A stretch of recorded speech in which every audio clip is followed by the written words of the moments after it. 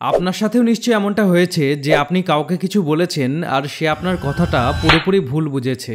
এক্ষেত্রে কিন্তু সমস্যাটা আপনার কথার নয়, সমস্যাটা হতে পারে আপনার বলার ভঙ্গিমা ও টোনে। আর এটার কারণ হলো 7-38-55 রুল, যেটার প্রবক্তা সাইকোলজিস্ট অ্যালবার্ট মেহরাবিয়ান।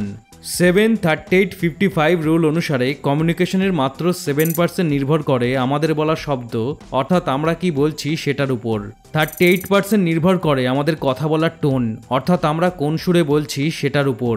আর 55% নির্ভর করে আমাদের বডি ল্যাঙ্গুয়েজ অর্থাৎ কথা বলার সময় আমাদের মুখের এক্সপ্রেশন ও অঙ্গভঙ্গি কেমন থাকে সেটার উপর। যেমন আমি তোমার জন্য খুব খুশি, এই কথাটা যদি আপনি কাউকে হাসি মুখে বলেন, উদাস হয়ে বলেন ও রেগে গিয়ে বলেন, তাহলে এই একই কথার অর্থ পাল্টে যাবে।